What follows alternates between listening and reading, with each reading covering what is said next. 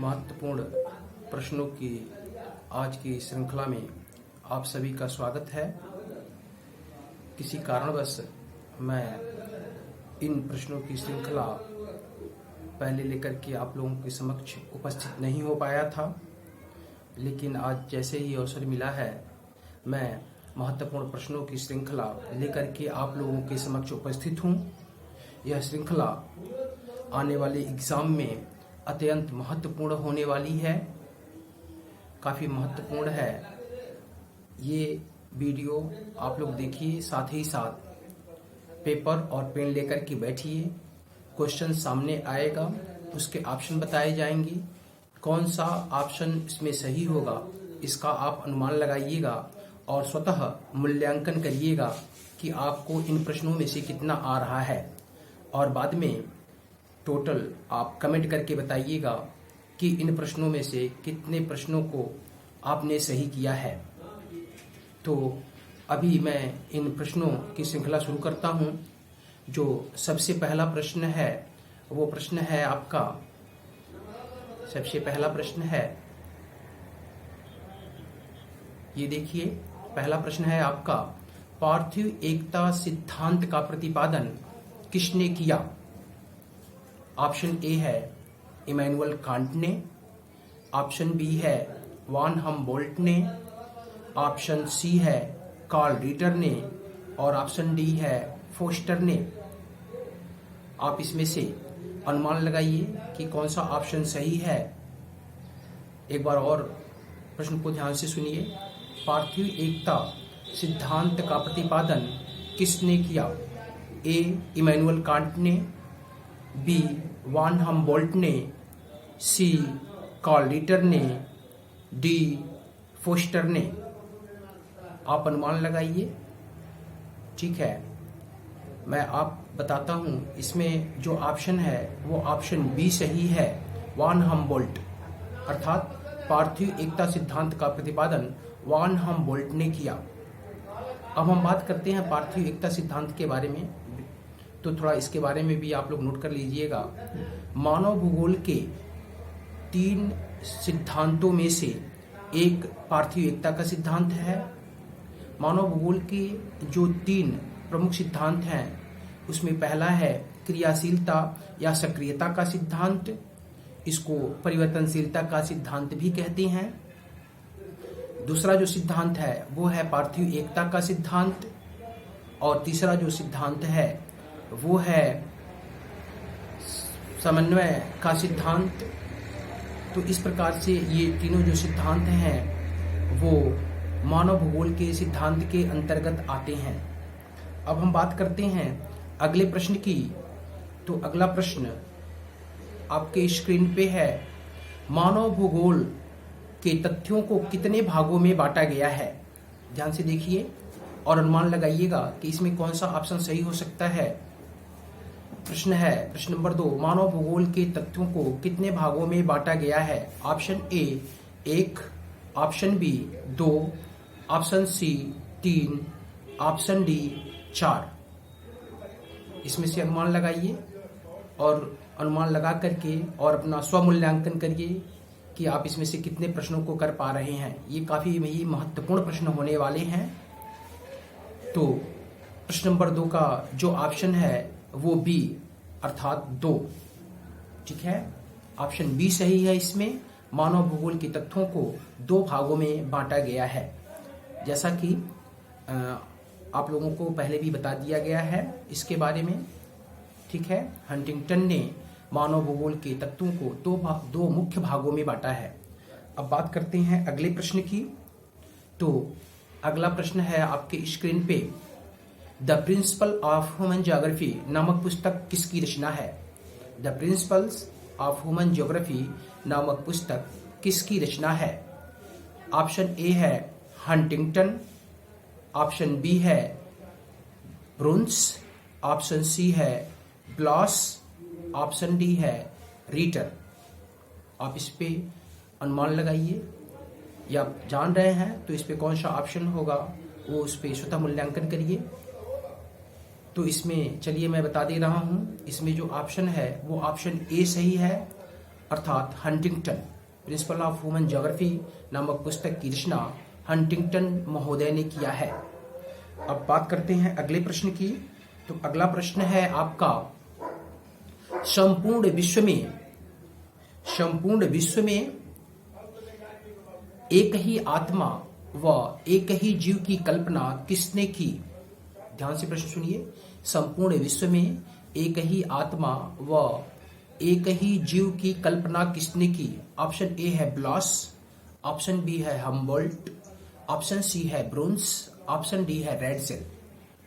आप इसमें से बताइए कौन सा सही हो सकता है। चलिए ठीक है, मैं बताता हूं। इसमें जो ऑप्शन बी है हम्बोल्ट, वो सही है। हम्बोल्ट ने पूरे विश्व को एक रूप में माना है, वसुधैव कुटुंबकम के रूप में माना है। वो उसे पूरे विश्व को एक आत्मा के रूप में स्वीकार किया है। उसके समस्त जीवों का आपस में एक संबंध है। यही पार्थिव एकता का सिद्धांत है। ठीक है ना।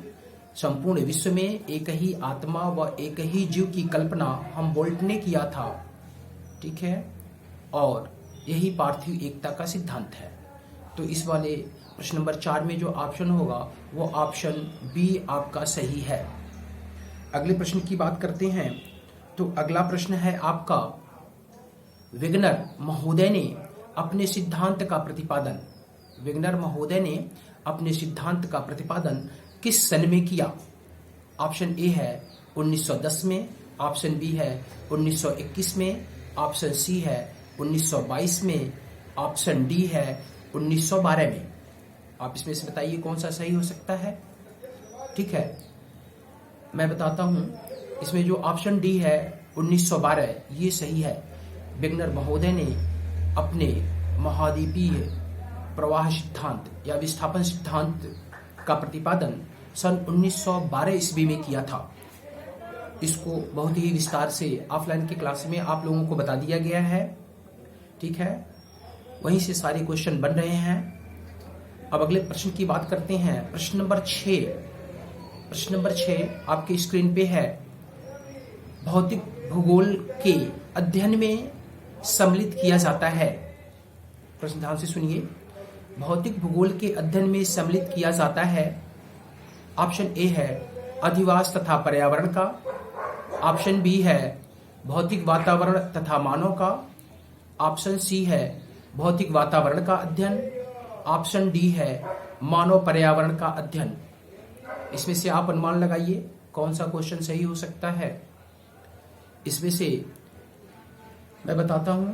इसमें जो क्वेश्चन में जो सही ऑप्शन है वो ऑप्शन है सी, भौतिक भूगोल के अंतर्गत भौतिक वातावरण का अध्ययन किया जाता है।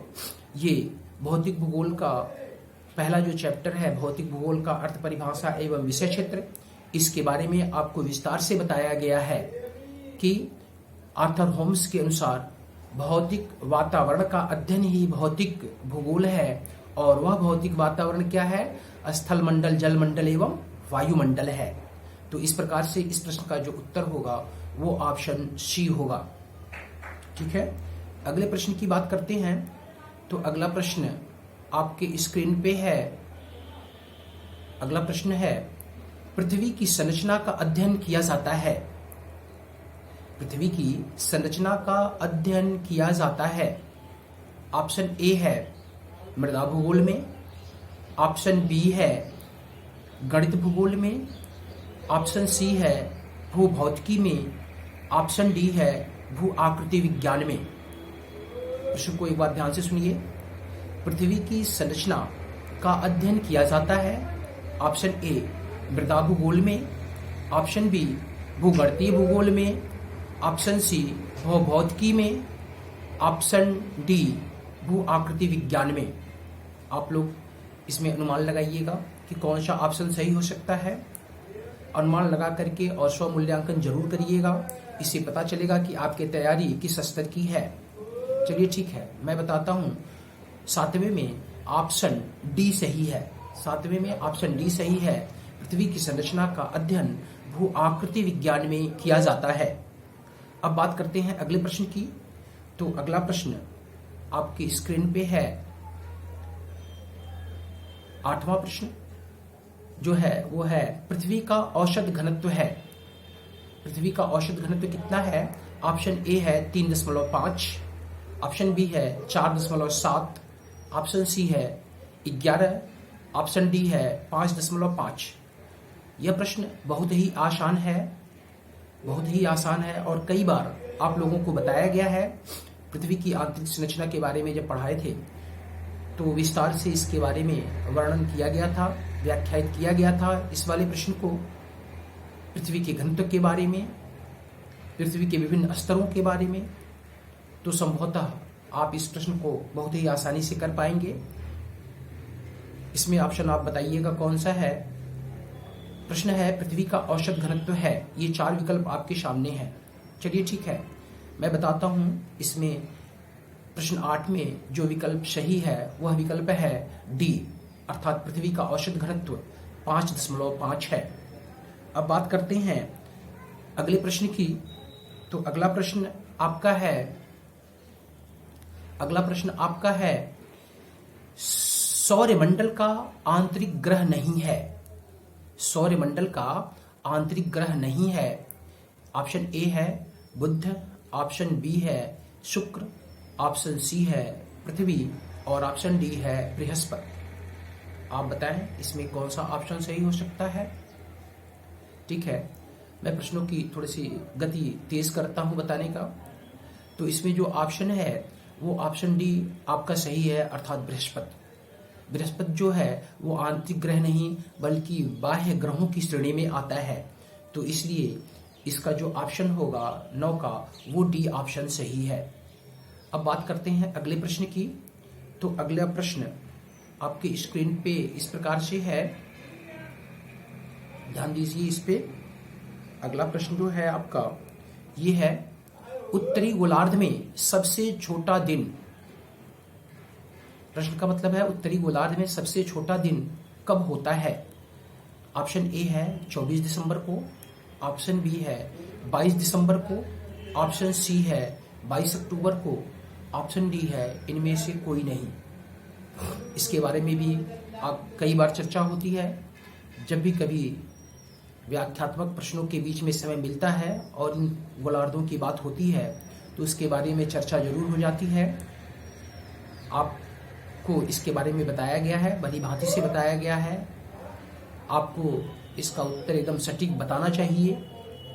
चलिए ठीक है, मैं आपको इसका ऑप्शन बताता हूँ। इसमें प्रश्न नंबर 10 में जो ऑप्शन सही है वो ऑप्शन बी है 22 दिसंबर को, अर्थात 22 दिसंबर को उत्तरी गोलार्ध में सबसे छोटा दिन होता है, क्योंकि उसी दिन दक्षिणी गोलार्ध में सबसे बड़ा दिन होता है। ठीक है, अगला प्रश्न अब हम बात करते हैं अगले प्रश्न की, जो हमारा 11वां प्रश्न है। और 11वां प्रश्न है जो हमारा वो है सूर्य का निकटतम ग्रह है। सूर्य का निकटतम ग्रह है ए शुक्र, बी बुध, सी मंगल और डी पृथ्वी। ये बहुत ही आसान क्वेश्चन है, ये बहुत ही आसान क्वेश्चन है। इसमें कोई भी जो छात्र होगा गलती नहीं करेगा। सूर्य का सबसे निकटतम ग्रह को पहचानने में, सूर्य का सबसे निकटतम ग्रह जो है वो बुध होता है, ये सभी लोगों को पता है। ठीक है, अगले प्रश्न की बात करते हैं। और अगला प्रश्न जो आपका 12वां प्रश्न है, 12वां प्रश्न जो है वो आपके सामने है सौरमंडल का बृहत्तम ग्रह है, अर्थात सौरमंडल का सबसे बड़ा ग्रह कौन सा है, ये भी सबको पता होता है और बहुत ही आसान क्वेश्चन है। इसमें ऑप्शन ए है पृथ्वी, ऑप्शन बी है शनि, ऑप्शन सी है बृहस्पति और ऑप्शन डी है मंगल। आप लोगों को बहुत अच्छे से पता होगा। इसमें जो ऑप्शन सही है वो ऑप्शन सी सही है, बृहस्पति। बृहस्पति जो है वो सौरमंडल का सबसे बड़ा ग्रह होता है। अब बात करते हैं प्रश्न 13 की। तो प्रश्न नंबर 13 है किस ग्रह में उपग्रहों की संख्या सबसे अधिक पाई जाती है। ये भी प्रश्न बहुत ही आसान प्रश्न है और सभी लोगों को इसका उत्तर पता होगा। इसमें ऑप्शन है option A Brihaspati, option B Shani, option C Arun option D वर्म। बहुत ही आसान प्रश्न है और सभी लोगों को इसके बारे में पता है। इसमें जो ऑप्शन सही है वो ऑप्शन है आपका ए, अर्थात बृहस्पति। बृहस्पति ग्रह की जो उपग्रहों की संख्या है वो सबसे अधिक पाई जाती है और बृहस्पति ग्रह हमारे सौरमंडल का सबसे बड़ा ग्रह होता है। अब बात करते हैं अगले प्रश्न की, और अगला प्रश्न जो काफी ही महत्वपूर्ण है, ध्यान से इसको पढ़िए आप। इन क्षुद्र ग्रहों को ही अवांतर ग्रह भी कहा जाता है। इन क्षुद्र ग्रहों को ही अवांतर ग्रह भी कहते हैं। बात करते हैं अगले प्रश्न की, तो अगला प्रश्न जो है वो है आपका प्रश्न नंबर 15 और प्रश्न नंबर 15 है आपका भोर एवं शाम के तारे के नाम से जाना जाने वाला ग्रह है, या किस ग्रह को भोर एवं शाम का तारा के नाम से जाना जाता है। इसमें ऑप्शन ए है बुध, ऑप्शन बी है मंगल, ऑप्शन सी है शुक्र, ऑप्शन डी है बृहस्पति। आप लोग अनुमान लगाइएगा कौन सा इसमें ऑप्शन सही हो सकता है। चलिए मैं बताता हूं। इसमें जो प्रश्न नंबर 15 में ऑप्शन सही है वो ऑप्शन है शुक्र, अर्थात ऑप्शन सी। शुक्र ग्रह को ही भोर का तारा या शाम का तारा कहते हैं। साथ ही साथ इसे पृथ्वी की भगनी ग्रह भी कहा जाता है, अर्थात पृथ्वी ग्रह की बहन भी शुक्र ग्रह को कहा जाता है। ये भी ध्यान में रखिएगा। अगर क्वेश्चन पूछता है कि पृथ्वी का भगनी ग्रह या बहन ग्रह कौन सा है, तो वो ऑप्शन होगा शुक्र। भोर एवं शाम के तारे के साथ ही साथ इसको पृथ्वी का भगनी ग्रह भी कहा जाता है। ये भी दिमाग में रखिएगा। अगला प्रश्न है आपका प्रश्न नंबर 16। लाल ग्रह के नाम से जाना जाता है। लाल ग्रह के नाम से जाना जाता है। ऑप्शन ए है बुध, ऑप्शन बी है मंगल, ऑप्शन सी है शुक्र, ऑप्शन डी है बृहस्पति। बताइएगा किस ग्रह को लाल ग्रह कहते हैं। ठीक है, इसमें जो ऑप्शन है वो ऑप्शन बी सही है, मंगल। मंगल ग्रह को क्या कहते हैं, लाल ग्रह भी कहा जाता है। अगला प्रश्न है प्रश्न नंबर 17 और प्रश्न नंबर 17 है आपका पृथ्वी की उत्पत्ति संबंधी पेरेंटल हाइपोथेसिस है। ऑप्शन ए अद्वैतवादी, द्वैतवादी, बी अद्वैतवादी, सी उपयुक्त दोनों, और डी इनमें से कोई नहीं। प्रश्न नंबर 17 ध्यान से समझिएगा। पृथ्वी की उत्पत्ति संबंधी पेरेंटल हाइपोथेसिस है। ऑप्शन ए द्वैतवादी परिकल्पना, ऑप्शन बी अद्वैतवादी परिकल्पना, ऑप्शन सी उपयुक्त दोनों, ऑप्शन डी कोई नहीं। अब बताइएगा, इसके बारे में भी एक दिन विस्तृत चर्चा हुई थी। तो इसमें जो ऑप्शन है वो ऑप्शन बी सही है। प्रश्न नंबर 17 का ऑप्शन बी सही है, अद्वैतवादी परिकल्पना। अद्वैतवादी परिकल्पना को ही पेरेंटल हाइपोथेसिस कहा जाता है, जिसके प्रसिद्ध विद्वान इमैनुअल कांट हैं। इस अद्वैतवादी परिकल्पना के प्रसिद्ध विद्वान इमैनुअल कांट को माना जाता है। अगला जो प्रश्न है आपका वो अगला प्रश्न है जेम्स जीन्स ने ज्वारीय परिकल्पना का प्रतिपादन किस सन में किया। प्रश्न ध्यान से सुनिएगा। जेम्स जीन्स ने ज्वारीय परिकल्पना का प्रतिपादन किस सन में किया। ऑप्शन है ऑप्शन ए 1980 में, ऑप्शन बी 1920 में, ऑप्शन सी 1919 में, ऑप्शन डी 1929 में। इसमें कौन सा ऑप्शन सही है आप लोग बताइएगा। ठीक है, चलिए मैं बताता हूं। इसमें जो ऑप्शन है वो ऑप्शन डी सही है, 1929 में। जेम्स जीन्स महोदय ने पृथ्वी की उत्पत्ति संबंधी अपनी ज्वारीय परिकल्पना का प्रतिपादन सन 1929 ईस्वी में किया था। अब हम बात करते हैं प्रश्न नंबर 19 की। तो प्रश्न नंबर 19 आपके सामने है, द्वैतवादी संकल्पना के विचारक हैं जेम्स जीन्स, लाकियर, रोसे या लाप्लास। लाप्लास थोड़ा सा उसमें लिखावट में थोड़ी सी मात्रात्मक गलती है, उसको आप लोग थोड़ा सा ध्यान दीजिएगा उस पर। 19वां जो प्रश्न है वो प्रश्न है, द्वैतवादी संकल्पना के विचारक हैं। Option A James Jeans, option B Lockyer, option C रोसे और ऑप्शन डी लाप्लास। इसमें से कौन सा ऑप्शन सही है? द्वैतवादी परिकल्पना की बात हो रही है, तो इसमें जो ऑप्शन सही होगा वो ऑप्शन है ऑप्शन ए, अर्थात जेम्स जीन्स। जेम्स जीन्स महोदय द्वैतवादी परिकल्पना के प्रतिपादक हैं। ठीक है, बात करते हैं इसमें कुछ और अगले प्रश्नों के बारे में। अगले और जो कुछ भी प्रश्न इंपॉर्टेंट प्रश्न हैं, जैसे मैंने कहा था ये काफी बड़े प्रश्नों का एक श्रृंखला होगा। तो अगला जो प्रश्न है हम लोगों का, वो अगला प्रश्न आपके स्क्रीन पे है। प्रश्न को ध्यान से समझिएगा, थोड़ा सा इसमें टाइपिंग में थोड़ा सा मिस्टेक हुआ है, ध्यान से पढ़िएगा। क्वेश्चन नंबर 21, स्वेस के अनुसार सियाल का घनत्व कितना है? Option A 2.9, option B 3.4, option C 2.8, option D 3.5। आप लोग अनुमान लगाइएगा कि कौन सा ऑप्शन इसमें सही होगा।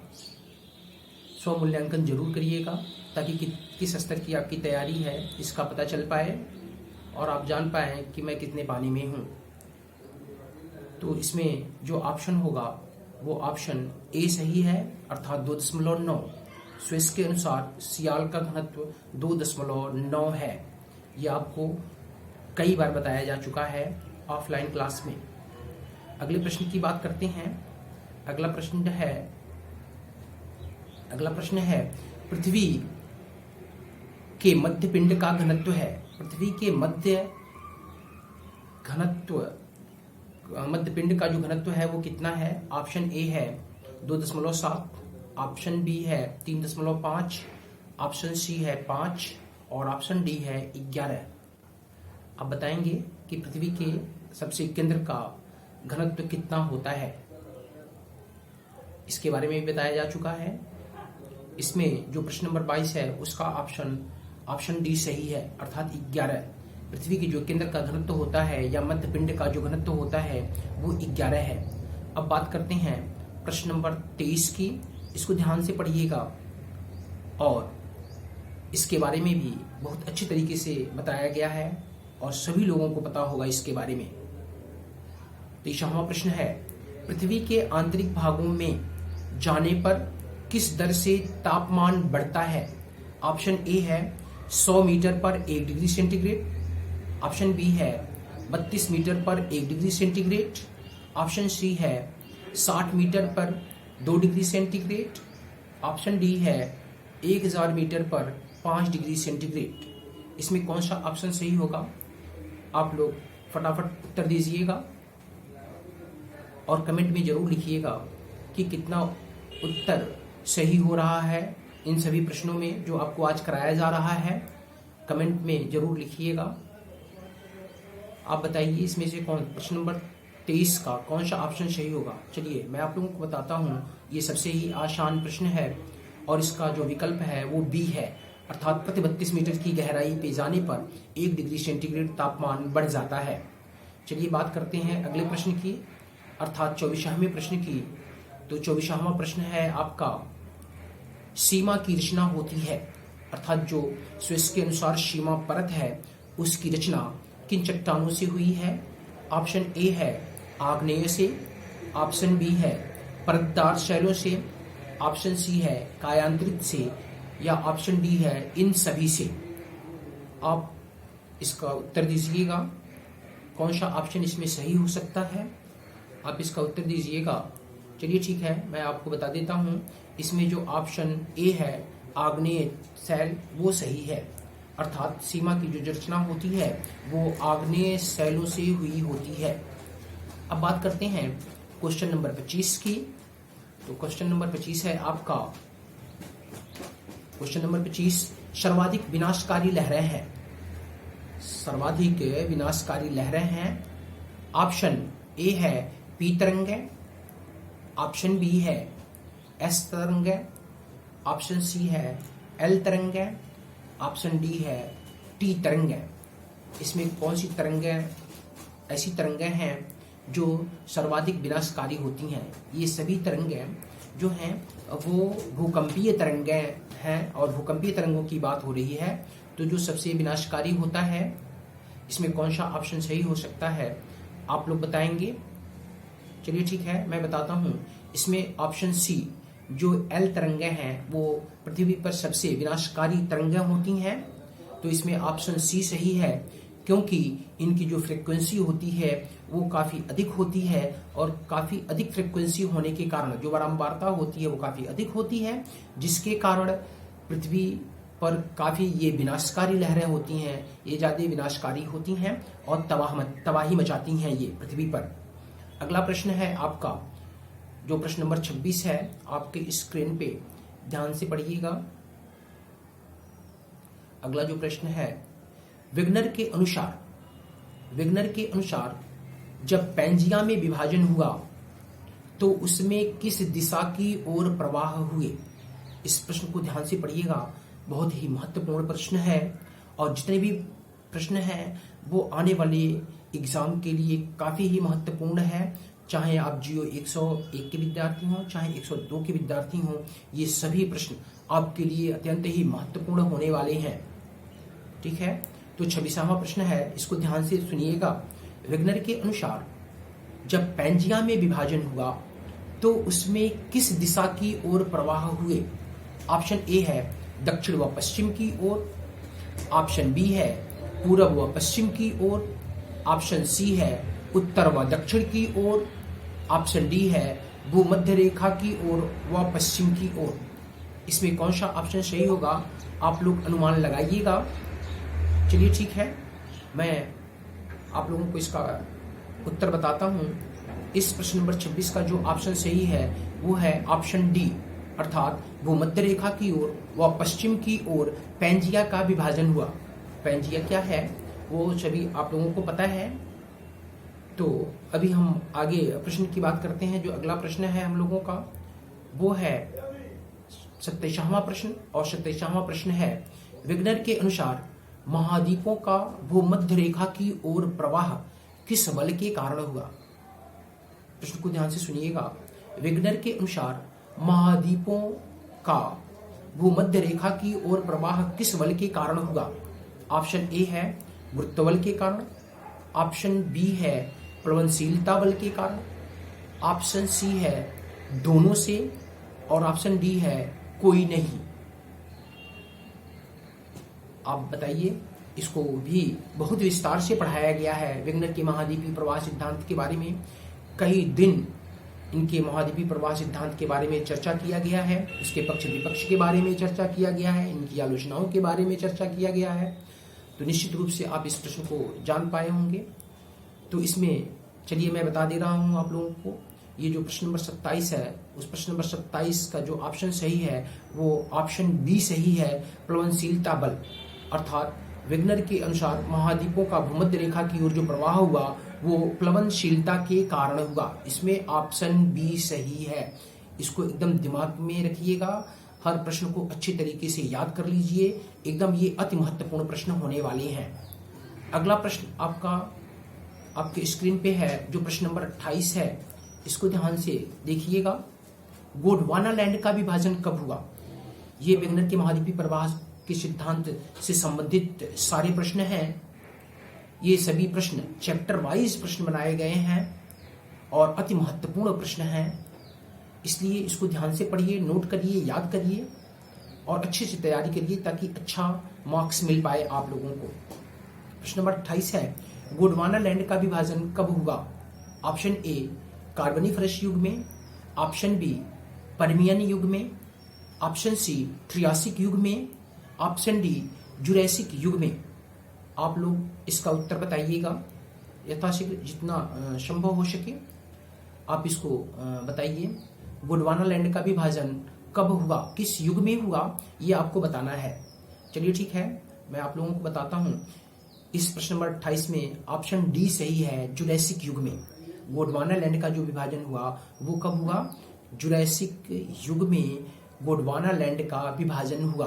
पैंजिया का सर्वप्रथम जब विभाजन होता है तो दो भागों में विभाजित होता है, एक को कहते हैं अंगारा लैंड और दूसरे को कहते हैं गोंडवाना लैंड। तो ये जो बात हो रही है विभाजन की, वो गोंडवाना लैंड में विघटन की बात हो रही है। तो गोंडवाना लैंड का जो विघटन हुआ वो जुरैसिक युग में हुआ है। अब बात करते हैं प्रश्न नंबर 29 की।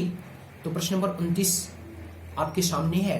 पैंथालासा का अवशिष्ट भाग बना।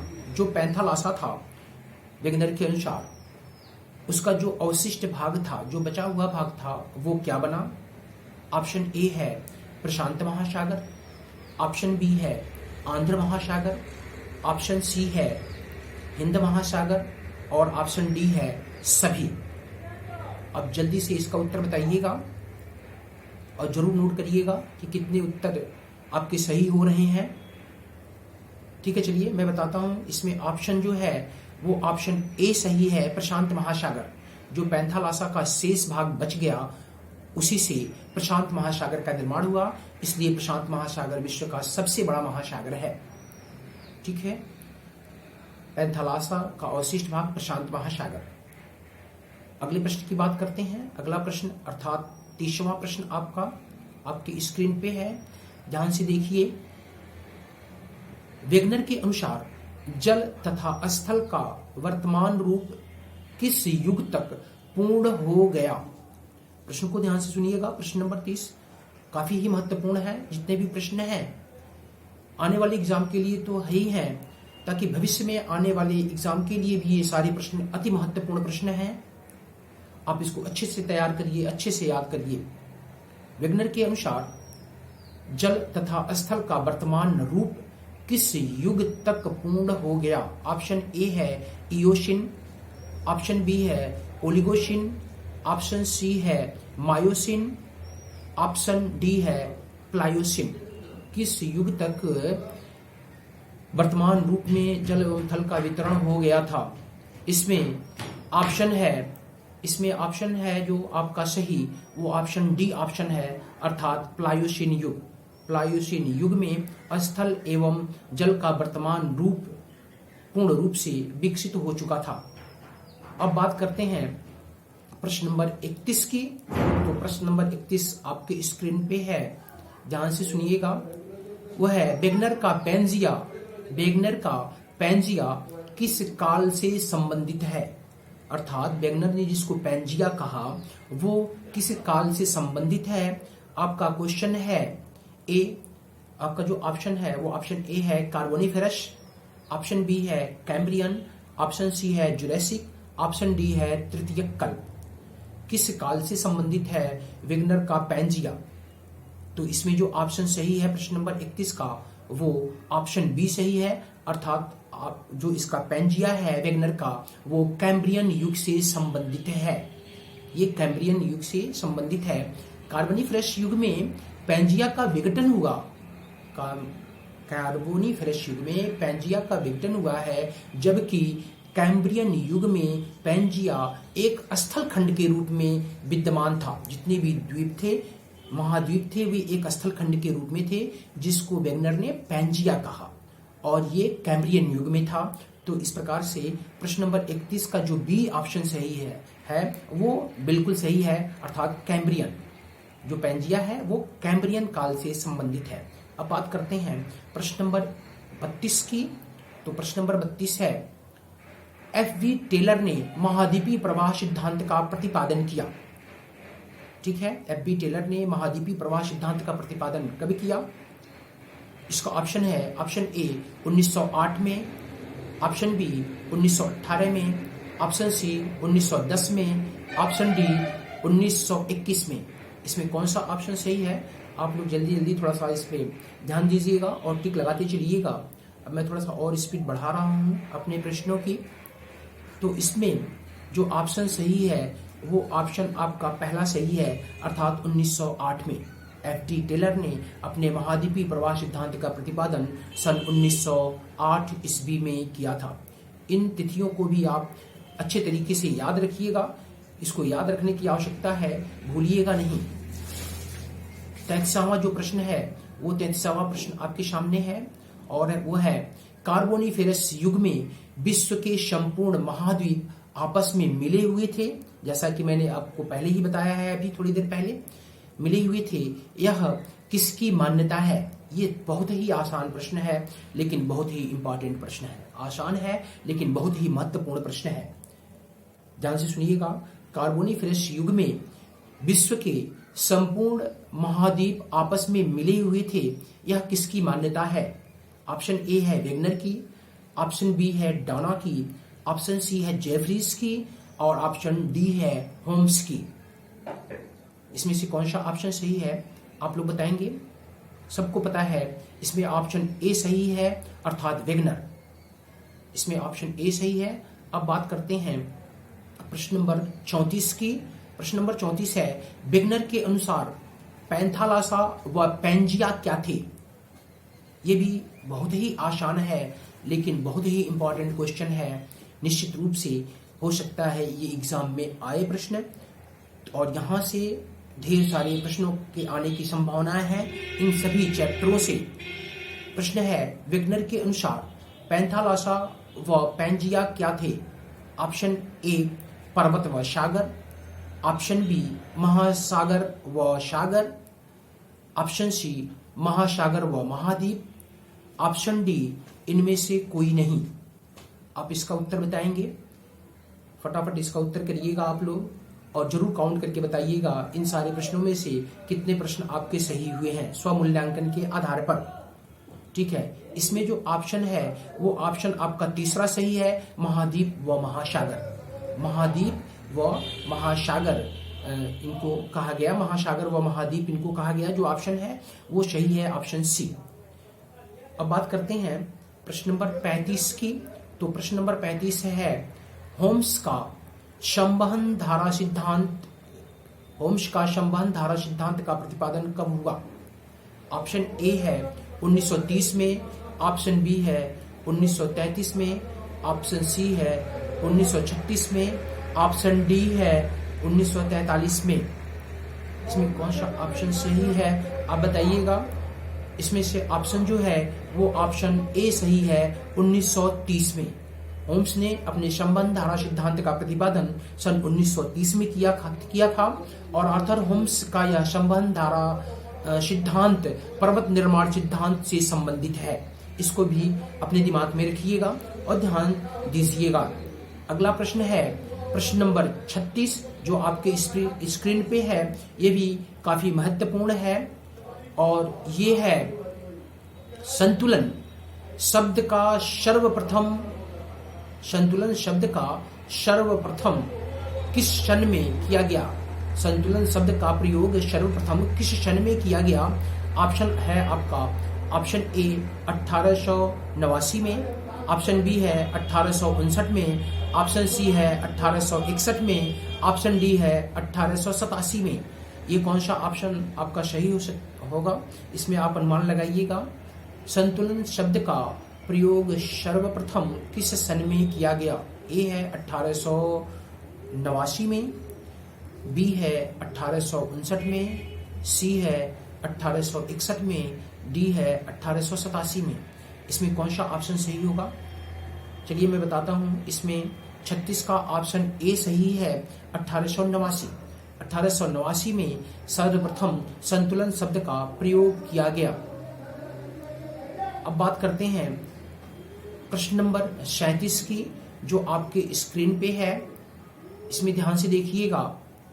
एरी का मत था कि, प्रश्न नंबर 37 है, एरी का मत था कि, एरी का क्या मत था? ऑप्शन ए विभिन्न महाद्वीपीय भागों का घनत्व भिन्न होता है, ऑप्शन बी विभिन्न महाद्वीपीय भागों की गहराई समान होती है, ऑप्शन सी घनत्व समान वह गहराई भिन्न होती है। ऑप्शन डी उपर्युक्त सभी। इस प्रश्न को आप लोग ध्यान से पढ़िए और इसका उत्तर आप लोग बताइए।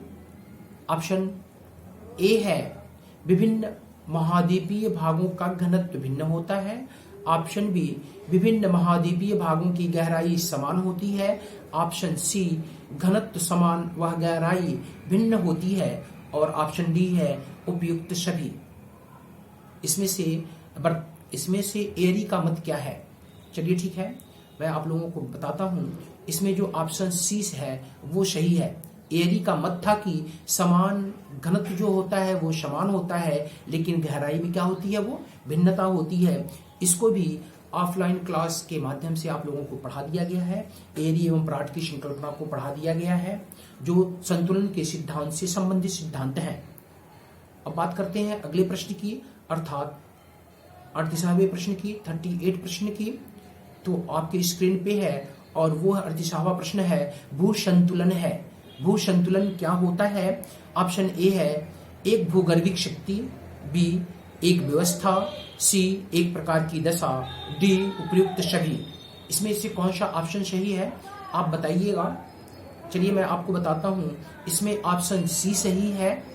इसमें ऑप्शन जो है वो ऑप्शन सी सही है। भू संतुलन एक प्रकार की दशा होता है, एक प्रकार का दशा है जिसे भू संतुलन आइसोस्टेसी कहा जाता है। अब बात करते हैं अगले प्रश्न की। तो अगला प्रश्न जो है वो आपके सामने है, जो 29वें प्रश्न के रूप में है। ध्यान से देखिएगा। ऑफलाइन क्लास में इन सब के बारे में जब व्याख्यात्मक प्रश्नों की व्याख्या की जा रही थी तो सबको बता दिया गया है।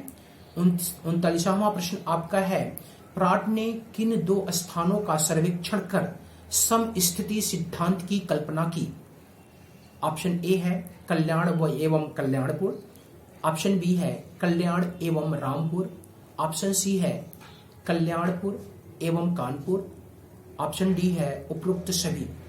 ये भी सबसे आसान प्रश्न है लेकिन महत्वपूर्ण प्रश्न है, और इसमें जो ऑप्शन सही है वो आपका वो ऑप्शन ए सही है। कल्याण एवं कल्याणपुर दो स्थानों का सर्वेक्षण किया गया और उसके आधार पर समस्थिति सिद्धांत की कल्पना की गई प्राट महोदय के अनुसार। तो इसमें जो ऑप्शन होगा वो ऑप्शन ए सही है 39वें में। अब बात करते हैं अगले और अंतिम प्रश्न की। अगला जो प्रश्न है आपके स्क्रीन पे वो ये है कि अक्षांशीय निर्धारण हेतु प्राट ने किन दो विभिन्न विधियों का प्रयोग किया? किन दो विभिन्न विधियों का प्रयोग किया है? बात करते हैं। ऑप्शन ए है एकक व खगोलीय। ऑप्शन बी है त्रिभुजीकरण व खगोलीय। ऑप्शन सी है खगोलीय। ऑप्शन डी है त्रिभुजीकरण। ये इस श्रृंखला का अंतिम प्रश्न है और आप लोग ध्यान से इसका उत्तर दीजिए। इसमें कौन सा ऑप्शन सही होगा? चलिए ठीक है, मैं आप लोगों को बताता हूं।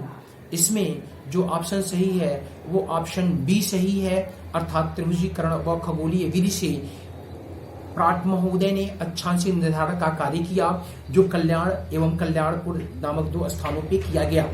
उसके आधार पे संतुलन के सिद्धांतों का प्रतिपादन किया गया। जैसा कि मैंने पहले कहा था कि कुछ महत्वपूर्ण प्रश्नों की श्रृंखला मैं लेकर के आऊंगा, लेकिन इस वीडियो के प्रारंभ में ही बता दिया था किसी कारणवश मैं वो आप लोगों के समक्ष लेकर के उपस्थित नहीं हो पाया था।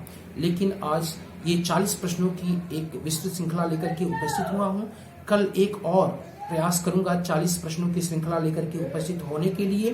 तो आज के लिए इसमें इतना ही। धन्यवाद।